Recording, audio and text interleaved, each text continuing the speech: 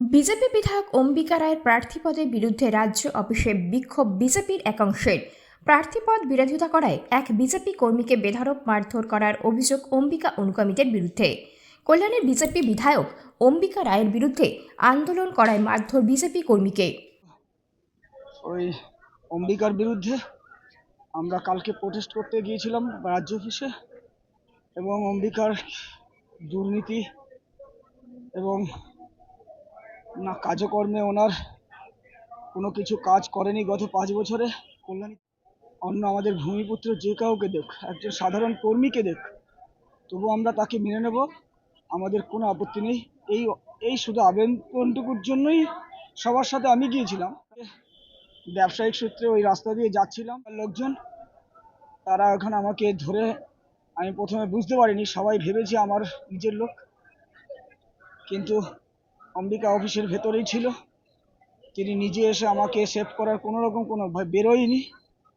তার লোকে ছেলেপেলেরা আমাকে বেধড়ক মেরেছে, বিশেষ করে শুধু মাথায় ঘুষির পর ঘুষি, আমার মাথার হেলমেট দিয়ে মাথায় ভেঙেছে। কি নাম আপনার? মিঠুন মণ্ডল আমার। বিজেপির গোষ্ঠীকন্দল প্রকাশ্যে। নদিয়ার কল্যাণীর ঘটনা।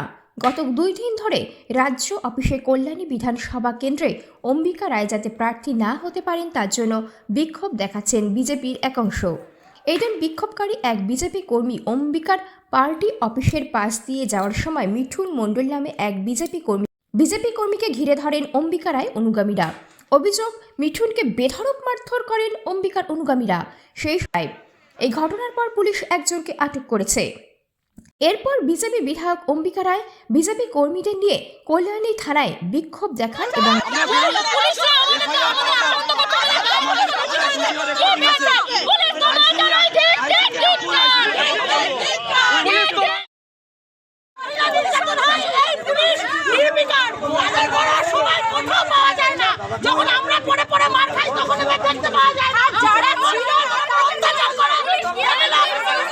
অভিযোগ, কল্যাণী থানার একজন এএসআই এবং একজন পিএসআই দুইজনে মিলে কোনো অ্যারেস্ট ওয়ারেন্ট ছাড়া তার অফিসের ভেতরে ঢুকে এক বিজেপি কর্মীকে ধরে নিয়ে আসে, আটক করে।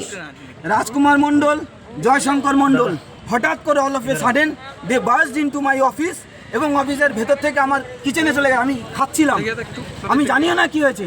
আমি শুধু ওনাদেরকে জিজ্ঞেস করেছি কি হয়েছে।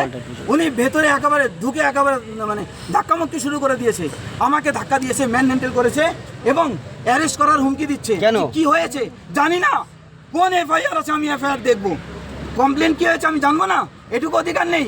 উনি বিজেপির সমস্ত কার্যকর্তাদেরকে উনি অ্যারেস্ট করে নিয়ে যাবে, আইন মানবে না। মূলত কার বিরুদ্ধে অভিযোগ? কার বিরুদ্ধে? অফিসের ভেতরে ঢুকে মহিলাদের সাথে মলেস্টেশন করেছে এই 2 পুলিশ, তাদের এগেইনস্টে আমরা এফআইআর করাতে এসেছি। এফআইআর দেখুন গেট বন্ধ করে রেখেছে, এফআইআরও করতে দেবে না। কি মনে হচ্ছে, কি কারণে এরকম? তৃণমূলের চটি চাটা এরা।